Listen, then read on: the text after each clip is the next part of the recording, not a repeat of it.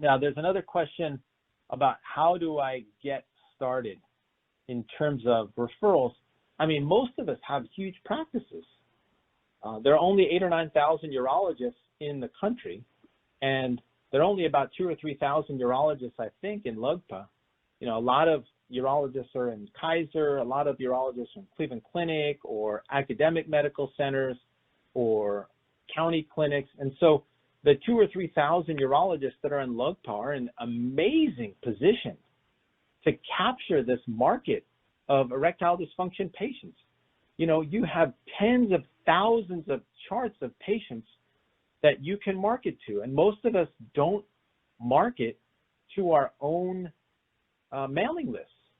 But just get MailChimp or HubSpot or some other CRM and get a real marketing director and begin to leverage what you have. You have a huge list of patients. You have people that trust you. You're smart people that know a lot about different products, and you can guide your patients in terms of what products to purchase. You know, supplements are, I think, a $25 billion industry. So whether you like it or not, people are taking supplements. But, you know, we've all gone to meetings and listened to Mark Moyad. We know the science behind a lot of these things, and you can direct your patients. Okay, don't take arginine. Take a citrulline-based supplement. Don't take maca and tribulus and horny goatweed. Take a testosterone-boosting supplement with DHEA or with DIM. You know, if people are taking super beta prostate or things, so many people take saw palmetto. You know well enough from reading the review articles in the New England Journal that saw palmetto is basically a sham.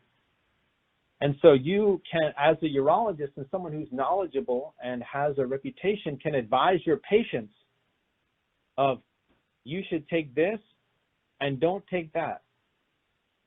So you can leverage a tremendous resource, which are your patient lists, to sell them products that you know work.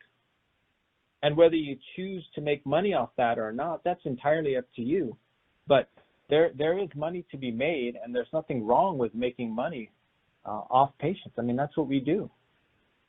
So, and question is, how do I get referrals? You already have referrals.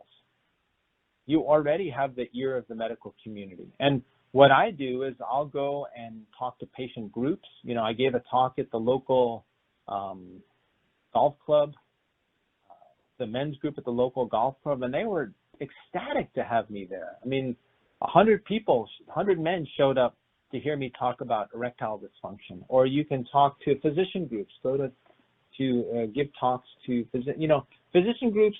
They're so tired of being talked to, but these days, because of all the pharma rules, there aren't as many physician talks. But guys love to hear doctors talk about erectile dysfunction. What else? Advertising, billboards on the expressway. So these erectile dysfunction clinics, like I listed 10 in the Bay Area, they're spending hundreds of thousands of dollars advertising in billboards, on radio, on TV, on Google. I don't know if you've tried to advertise on Google. It's really dreadfully expensive, and you really need to know what the heck you're doing. That's the advantage that we have. We already have the patients. We have the credibility. We don't have to beat the bush to get these patients. That's what I'm saying, is that these business guys would just give their left arm to have the mailing list that we already have. That's the new world of marketing is mailing lists. I don't know how many of you are sort of understand this or understand what affiliate marketing is or influencer marketing, but these companies spend hundreds of thousands of dollars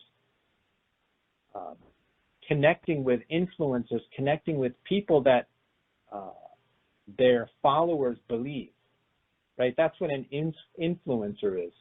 You know, my kids, they look at Kylie Jenner. Kylie Jenner buys a T-shirt, and all of a sudden 200,000 girls in the United States want to buy the same T-shirt that Kylie Jenner has.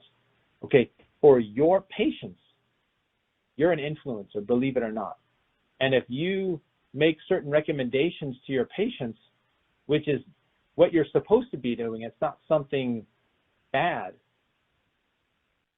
it should have an effect on moving the needle for those patients. Okay, what other questions? Which ED supplements work? So erectile dysfunction supplements actually do work, and I would encourage you all, if you're over the age of 40, below age of 40, if you're eating pretty well, it won't make much of a difference. But certainly if you're over the age of 50, and a majority of urologists are over the age of 50, take a ED supplement with at least 3 grams of L-citrulline a day, especially if you take at least half of it before you go to sleep at night. I guarantee you your morning erections will be much, much better. And to me, nighttime erections are really the key to erectile health. And you can definitively track a man's erectile health based on his nighttime erections. And so if you feel like you're losing your nighttime erections, absolutely 100% make sure that you're taking a nitric oxide booster. What other questions? PT-141. So PT-141 is really pretty amazing. I had a patient who I did everything. He was a super nice guy. He was the head of the local golf club. He's the guy that I got the talk at the local golf club for. Very active guy. He's 75. His wife got put on BioT replacement. So with BioT replacement for women, you get testosterone, estrogen, estrogen, progesterone, and testosterone. And when you give a 70-year-old woman 200 milligrams of, get their testosterone levels up to around 200, 250, my patient said his wife was chasing him around the house trying to have sex. So he came into my office like desperate, doc, you got to help me. So I got him on testosterone therapy, and that really improved his energy and his ability to build muscle, and he started losing weight, losing fat weight. But I did everything: nitric oxide booster, PD5 inhibitor, shockwave, vacuum erection device, PRP, every trick I had in the book, and he still wasn't responding.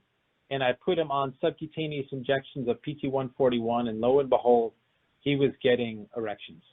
Not like porn star erections, but erections good enough for penetrative intercourse.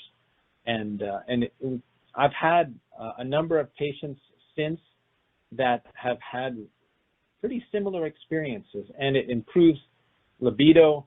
It's a subcutaneous injection. About a third of patients will get nausea, and so you have to make sure that these guys have some Zofran or some Pepcid available, and it's pretty variable when they respond. So they'll respond within 1 to 3 hours typically, and then they respond. Some guys respond for about 8 hours, where they're getting spontaneous erections for up to 8 hours, and then it just goes away. And so it's been FDA approved for women as Vyleesi. I don't think they wanted to FDA approve it in men because how can you beat $1 sildenafil? But in women, there weren't as many other options, and so they got it FDA approved.